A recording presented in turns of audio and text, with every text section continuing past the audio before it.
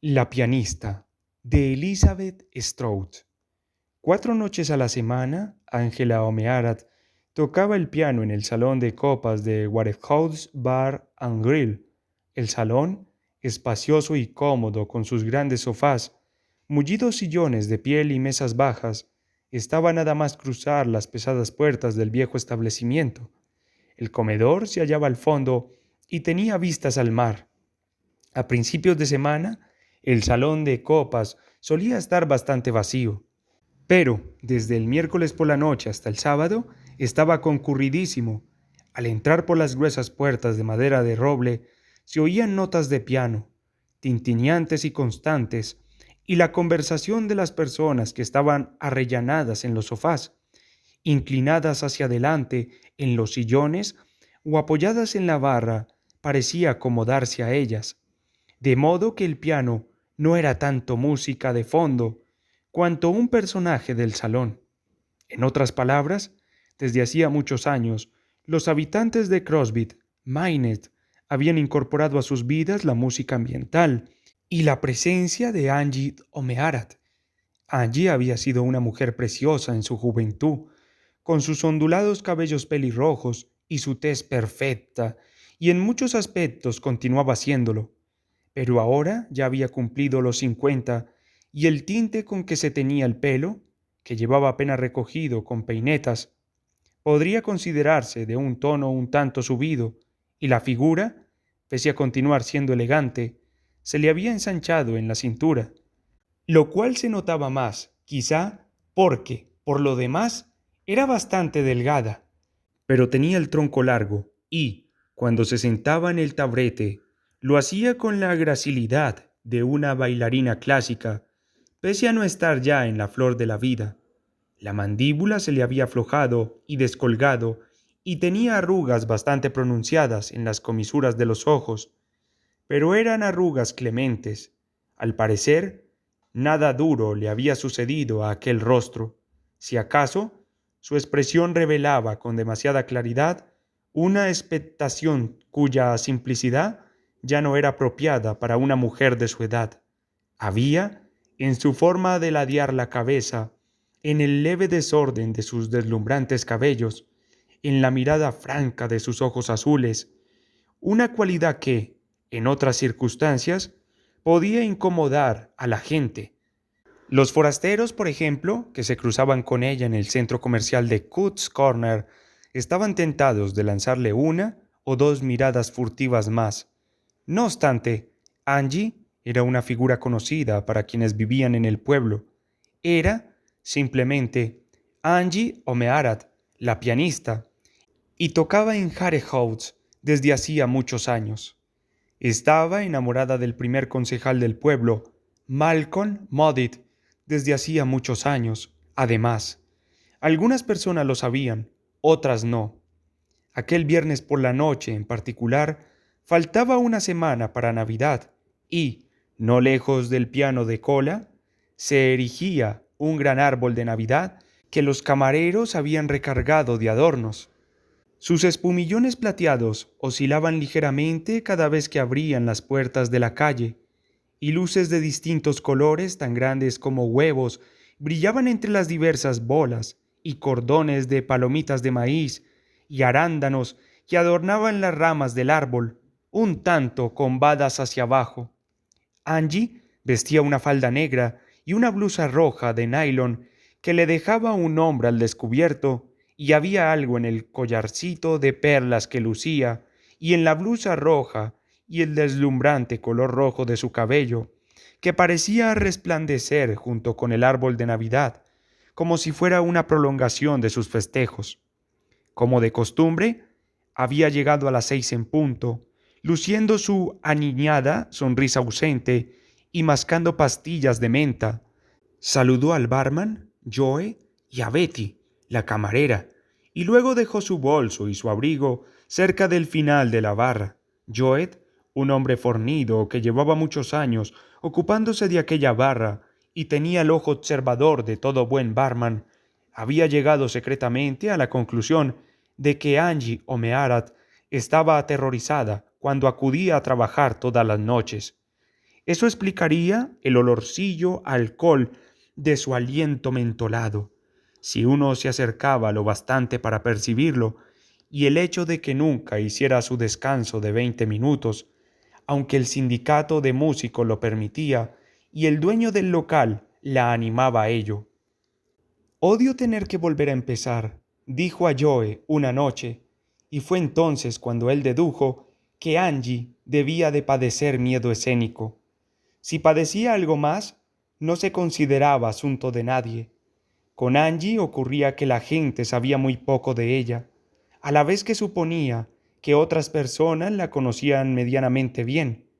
Vivía en una habitación alquilada de Watt Street y no tenía coche. Estaba a poca distancia de un colmado y también de Warehouse Bar and Grill, un paseo que tardaba 15 minutos exactos en recorrer calzada con sus zapatos negros de tacón muy alto. En invierno llevaba botas negras de tacón muy alto y un abrigo blanco de pieles sintéticas con un bolsito azul bajo el brazo. Se la podía ver caminando con cautela por las aceras nevadas, atravesando luego el gran aparcamiento próximo a la oficina de correos y, por último, bajando por la estrecha pasarela hacia la bahía, donde se hallaba el achaparrado edificio de tablillas de Warehouse Bar and Grill. Joe tenía razón cuando imaginaba que Angie padecía miedo escénico. Hacía años que ella había aprendido a empezar a beber vodka a las 5:15, de manera que, cuando salía de su habitación media hora después, tenía que apoyarse en la pared al bajar las escaleras de la casa. Pero la caminata la despejaba, aunque la dejaba con suficiente confianza para abrirse camino hasta el piano, levantar la tapa, sentarse y tocar. Lo que más la asustaba era el momento de aquellas primeras notas, porque era entonces cuando la gente escuchaba realmente. Ella estaba cambiando el ambiente del salón. Era aquella responsabilidad lo que la asustaba, y por eso tocaba durante las 3 horas seguidas, sin parar, para evitar el silencio que se habría cernido sobre el salón, para evitar también el modo en que la gente le sonreía cuando se sentaba a tocar. No, la tentación no le gustaba nada. Lo que le gustaba era tocar el piano. Cuando llevaba 2 compases de la primera canción, Angie siempre se sentía feliz. Para ella era como si se hubiera sumergido en la música. Somos uno, solía decir Malcolm Moditt. Seamos uno, Angie. ¿Qué me dices?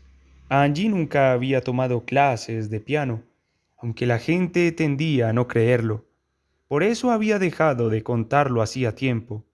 Cuando tenía 4 años, se sentó al piano en la iglesia y empezó a tocar. Y no le sorprendió entonces, ni ahora. Mis manos tienen hambre, decía su madre cuando era pequeña, y era eso, hambre. La iglesia había dado una llave a su madre y, hoy en día, Angie podía seguir yendo a tocar el piano siempre que quería. Detrás de ella, oyó que abrían la puerta. Notó el frío momentáneo. Vio que los espumillones del árbol oscilaban y oyó la fuerte voz de Olivet Kitterit diciendo: ¡Qué fastidio! Con lo que me gusta el frío. Cuando los Kitterit acudían solos, tendían a llegar temprano, y no se sentaban antes en el salón de copas, sino que iban directamente al comedor. Aún así, Henry siempre decía: «Buenas tardes, Angie», sonriéndole con afabilidad al pasar, y Olivet la saludaba levantando la mano por encima de la cabeza. La canción favorita de Henry era God Night, Irene, y Angie iba a intentar acordarse de tocarla más tarde, cuando los Kitterit volvieran a pasar de camino a la puerta. Muchas personas tenían canciones favoritas, y Angie las tocaba a veces, pero no siempre. Henry Kitterit era distinto. Siempre tocaba su canción porque, cada vez que lo veía, era como entrar en una cámara de aire cálido. Esa noche, Angie se sentía insegura. Últimamente, había noches en que el vodka no hacía lo que llevaba tantos años haciendo, que era alegrarla y conseguir que todo pareciera gratamente distante. Esa noche, como ahora le ocurría en ocasiones, se notaba la cabeza un poco extraña, descentrada. Se aseguró de seguir sonriendo y no miró a nadie salvo a Walter Dalton, que estaba sentado al final de la barra. Él le mandó un beso. Ella le guiñó el ojo, un gesto levísimo. Habría parecido un pestañeo de no haberlo hecho con un solo ojo. Hubo una época en que a Malcolm Moditt le encantaba verla pestañear de esa forma. «Dios, ¿cómo me pones?», decía las tardes que iba a su habitación de Watt Street. A Malcolm no le caía bien Walter Dalton, y cuando se refería a él lo llamaba marica, lo que era. Walter también era alcohólico, y la universidad lo había echado, y ahora vivía en una casa en Combs Island. Iba al bar todas las noches que Angie tocaba. A veces le llevaba un regalo, un pañuelo de seda en una ocasión, un par de guantes de piel con botones minúsculos en el lado. Siempre daba a Joe las llaves de su coche y luego, después de cerrar, Joe a menudo lo llevaba a casa, con uno de los ayudantes de camarero conduciendo su coche para traerlo de vuelta. «¡Qué vida tan patética!», había dicho Malcolm a Angie acerca de Walter. Pasarse las noches ahí sentado, emborrachándose. A Angie no le gustaba que llamaran patético a nadie, pero no dijo nada. A veces, no a menudo, Angie pensaba que la gente consideraría patética su vida con Malcolm. Aquello se le ocurría mientras caminaba por una acera soleada, o podía sucederle cuando se despertaba por la noche. El corazón se le aceleraba y se ponía a repasar mentalmente la clase de cosas que él le había dicho a lo largo de los años. Al principio le había dicho: «Pienso en ti sin cesar». Aún decía: «Te quiero». A veces, ¿qué haría yo sin ti, Angie? Nunca le hacía regalos y a ella no le habría gustado que lo hiciera. Oyó que la puerta de la calle se abría y se cerraba. Volvió a notar por un instante el frío del exterior. Por el rabillo del ojo, vio a un hombre vestido con un abrigo oscuro hundiéndose en un sillón del fondo, y hubo algo en su modo de agacharse o moverse que le despejó un tanto la cabeza, pero aquella noche se sentía insegura. «Cariño», susurró a Betty, que pasaba por su lado con una bandeja llena de vasos. «¿Puedes decirle a Joe que necesito un cafecito irlandés?» «Claro», dijo Betty, una muchacha agradable, tan menuda como una niña.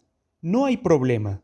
Angie se lo bebió con una mano, sin dejar de tocar las notas de «Had a Jolly Joy Christmas», y guiñó el ojo a Joe, quien asintió con gravedad. Cuando terminara la noche, se tomaría una copa con Joe y Walter, y les contaría que esa mañana había ido a visitar a su madre al hogar de ancianos. Quizá les mencionara, o quizá no, los moratones que su madre tenía en el brazo. «Una petición, Angie». Betty le dio una servilleta cuando pasó por su lado. Llevando una bandeja llena de bebidas en la palma de la mano alzada, se notaba lo mucho que le pesaba por su forma de arquear la espalda mientras avanzaba entre los sillones. «De ese hombre», añadió, girando la cabeza hacia el rincón. La servilleta llevaba escrito «Bridget over Troubled Water», y Angie siguió tocando villancicos, luciendo su sonrisa. No miró al hombre del rincón. Tocó todos los villancicos que se le ocurrieron, pero no estaba sumergida en la música. A lo mejor otra bebida la ayudaría, pero el hombre del rincón la estaba observando y sabría que en la taza que Betty le llevara no solo habría café. Se llamaba Simón. En otra época también había sido pianista. «Arrodillaos, oíd a los ángeles cantar». Pero era como si se hubiera caído por la borda y estuviera nadando entre algas. La oscuridad del abrigo del hombre parecía estar aprisionándole la cabeza, y había un horror acuoso que guardaba relación con su madre. «Sumérgete», pensó, pero se sentía muy insegura. Aflojó el ritmo, tocó The First Noel con ligereza. Ahora veía un gran campo nevado, con los primeros débiles rayos del sol asomando por el horizonte. Cuando terminó, hizo algo que la sorprendió sobremanera. Más adelante, tuvo que preguntarse cuánto llevaba planeándolo sin saberlo del todo. De la misma forma que no se permitía saber del todo cuándo había dejado Malcolm de decirle «pienso en ti» sin cesar. Angie hizo una pausa. Se llevó la servilleta a los labios con delicadeza, se levantó del taburete y se dirigió al aseo, donde había un teléfono de pago. No quiso molestar a Joet pidiéndole el bolso. «Cariño», dijo en voz baja a Walter, «¿tienes cambio?» Él estiró una pierna, se metió la mano en el bolsillo y le dio unas monedas. «Eres una dulzura, Angie», dijo Walter, arrastrando la voz. Tenía la mano húmeda, hasta las monedas estaban húmedas. «Gracias, encanto», dijo ella. Fue al teléfono y marcó el número de Malcolm.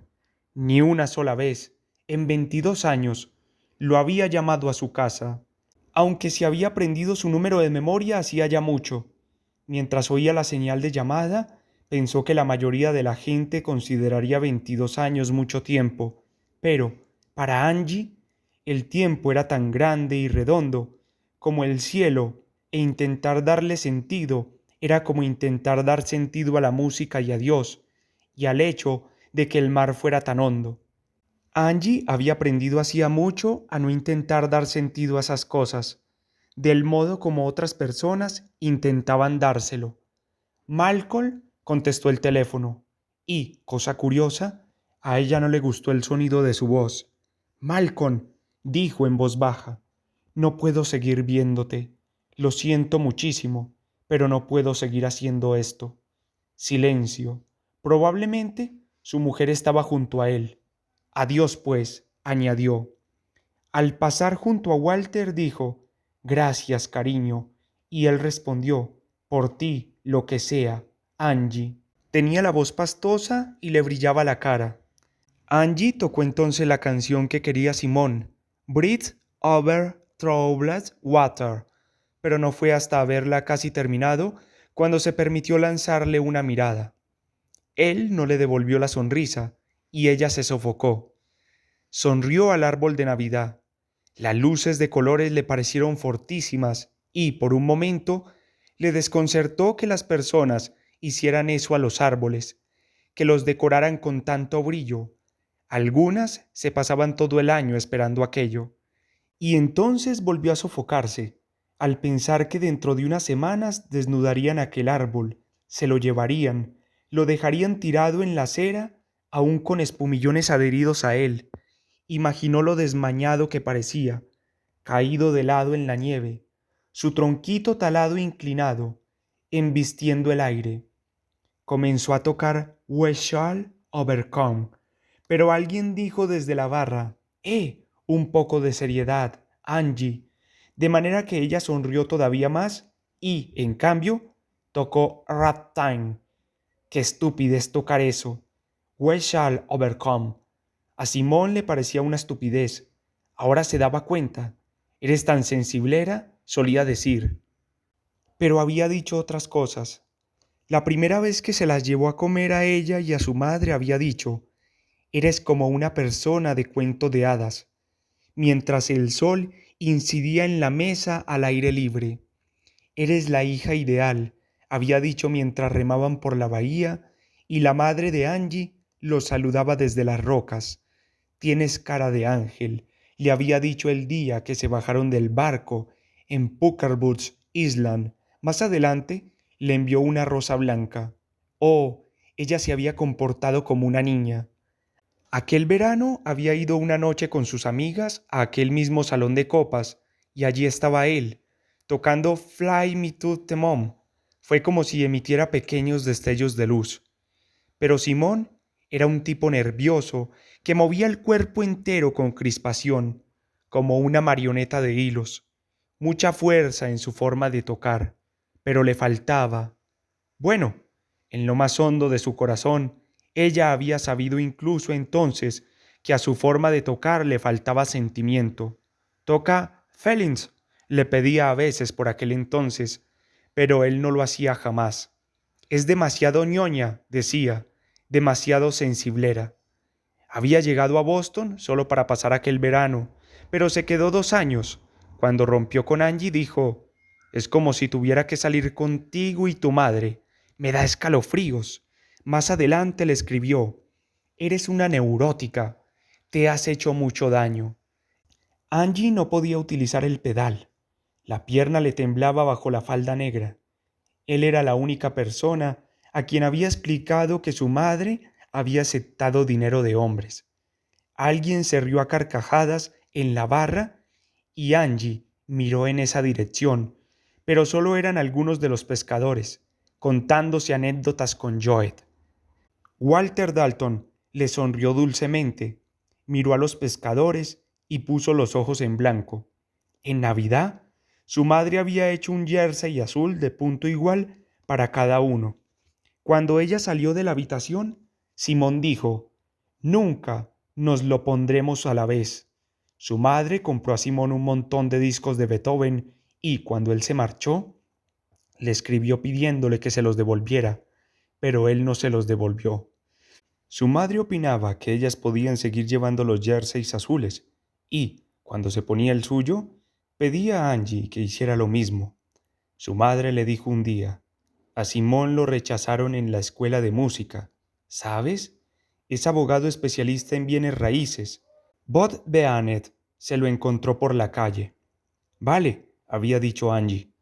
Pensó entonces que ya no volvería a verlo, porque había visto cómo la envidia le ensombrecía la expresión el día que le contó, o se lo había contado todo, tan niña como era en aquella cabaña con su madre, que, en una ocasión, cuando tenía 15 años, un hombre de Chicago la había oído tocar en una boda.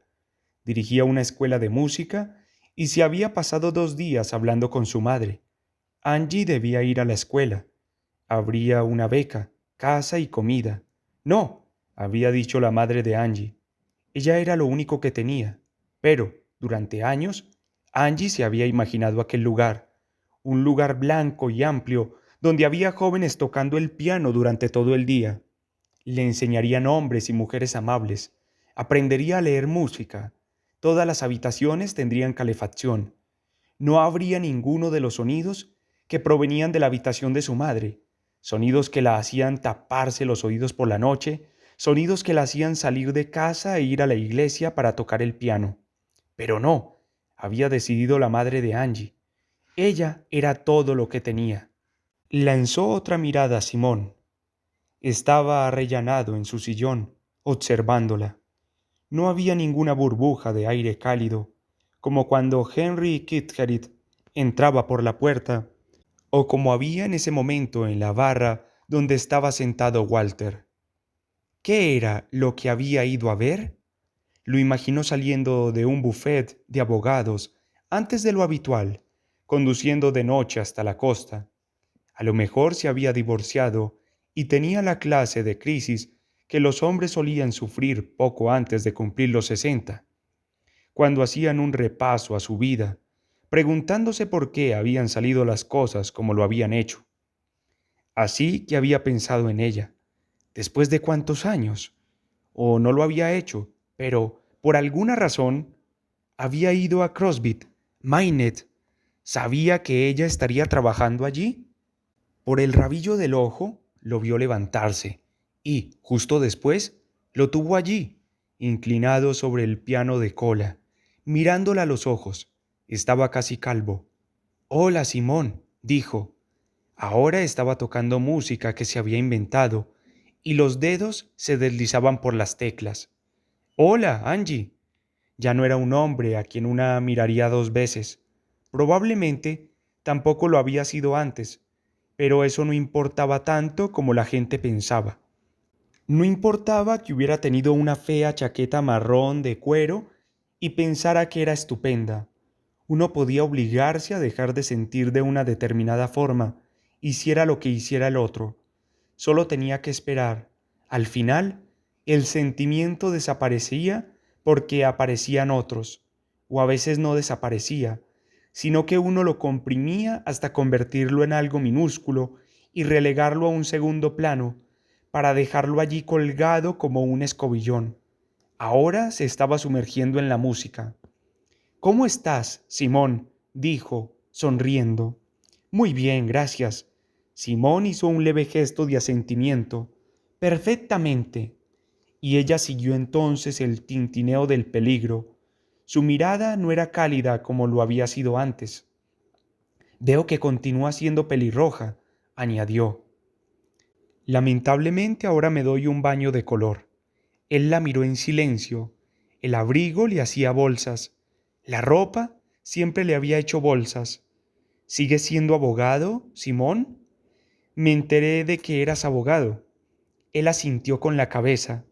Lo cierto es, Angie, que se me da bien. Es agradable cuando algo se te da bien. Sí, por supuesto. ¿Cuál es tu especialidad? Los bienes raíces. Simón bajó la mirada, pero alzó el mentón de inmediato. Es divertido, como un rompecabezas. Oh, me alegro. Angie cruzó la mano izquierda sobre la derecha. Tocó una rápida escala. ¿Te has casado, Angie? No, ¿y tú? Ella ya había visto la alianza de boda. Una alianza ancha. No le había parecido de los que llevan alianzas anchas. Sí, tengo 3 hijos. 2 hijos y una hija, todos mayores. Cambió el peso a la otra pierna, inclinado aún sobre el piano. Es estupendo, Simón, estupendo. Ella se había olvidado de O Come All Yet Faithful. Comenzó a tocarla, aprendiéndola con los dedos. A veces, cuando tocaba, era como ser escultora, pensó, moldeando la arcilla hermosa y densa. Simón miró su reloj. ¿Terminas a las 9? Sí, pero tengo que salir pitando. Lo lamento. Había dejado de sofocarse. Ahora se notaba la piel fría. Le dolía bastante la cabeza. Muy bien, Angie. Simón se enderezó. Me marcho. Me alegro de haberte visto después de tantos años. Sí, Simón, yo también me alegro. Betty dejó una taza de café en el otro lado. De parte de Walter, dijo, sin detenerse. Angie volvió la cabeza. Guiñó el ojo a Walter con un minúsculo pestaneo. Walter la observaba con los ojos empañados. Simón se disponía a marcharse, y ahí venían los Kitgerid, Henry diciéndole adiós con la mano. Ella tocó Good Night, Irene. Simón se volvió, en 2 bruscas zancadas, estaba a su lado, su cara junto a la de ella. Tu madre vino a verme a Boston. Angie notó que le ardía la cara. Cogió el autobús, le dijo la voz de Simón al oído, y luego cogió un taxi hasta mi apartamento. Cuando la dejé entrar, me pidió algo de beber y empezó a desnudarse. Se desabrochó el primer botón del cuello muy lentamente. A Angie se le había secado la boca.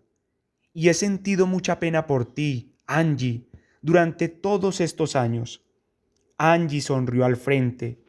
Buenas noches, Simón, dijo. Se bebió, con una mano, todo el café irlandés, y luego tocó toda clase de canciones. No sabía qué tocaba. No habría podido decirlo, pero estaba sumergida en la música, y las luces del árbol de Navidad brillaban y parecían distantes. Sumergida en la música de aquella forma, comprendió muchas cosas. Comprendió que Simón era un hombre desencantado si, a su edad, necesitaba decirle que ella le había dado pena durante años.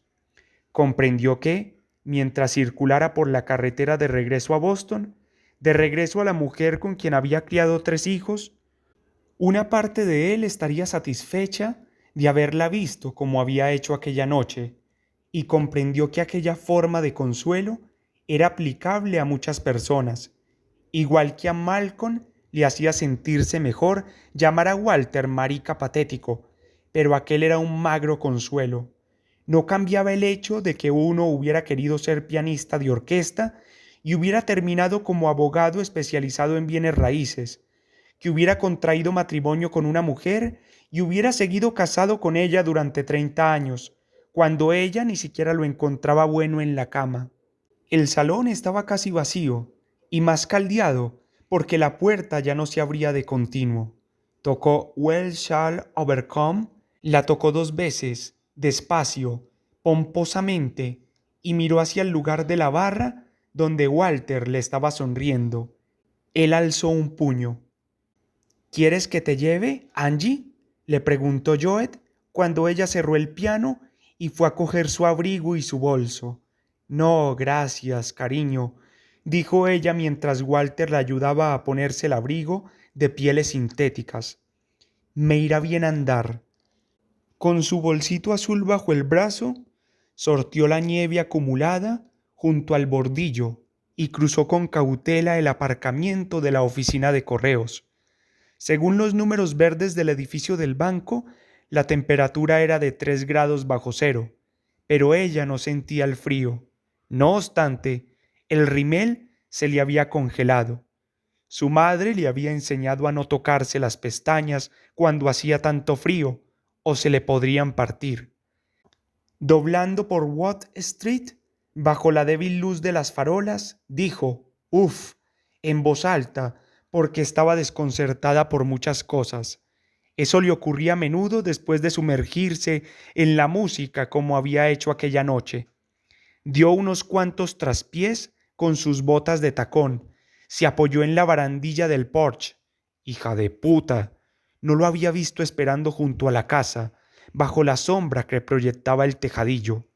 Eres una hija de puta, Angie, se acercó a ella. Malcolm, dijo Angie en voz baja, por favor, llamar a mi casa. ¿Quién cojones te crees que eres? Bueno, dijo ella, apretó los labios, se llevó un dedo a la boca. Bueno, repitió, veamos. No era su estilo llamar a su casa, pero aún lo era menos recordarle que, en 22 años, jamás lo había hecho hasta ese día. Estás como una regadera, dijo él. Y también estás borracha. Se alejó. Ella vio su camión aparcado en la siguiente manzana. Llámame al trabajo cuando estés sobria, añadió sin volverse, y luego, en voz más baja, y no vuelvas a hacerme esa putada. Incluso borracha, Angie supo que no lo llamaría cuando estuviera sobria. Entró en su casa y se sentó en la escalera. Ángela O'Meara, cara de ángel, borracha. Su madre se vendía a los hombres. ¿No te has casado, Ángela? Pero sentada en la escalera, se dijo que no era ni más ni menos patética que ninguno de ellos, incluyendo a la mujer de Malcolm. Y la gente era buena.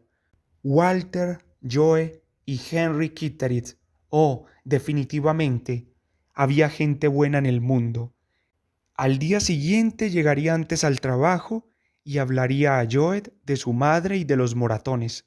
Imagínate, le diría, imagínate a alguien pellizcando hacia una mujer vieja y paralizada, apoyando la cabeza en la pared del pasillo, toqueteándose la falda negra. Angie se dio cuenta de que había comprendido algo demasiado tarde y que la vida debía de ser eso, comprender algo cuando ya era demasiado tarde. Al siguiente día iría a tocar el piano a la iglesia, dejaría de pensar en los moratones que su madre tenía en la parte superior del brazo. Aquel brazo delgado, con su suave piel flácida, tan despegada del hueso que, cuando uno la estrujaba entre los dedos, era difícil imaginar que pudiera sentir nada.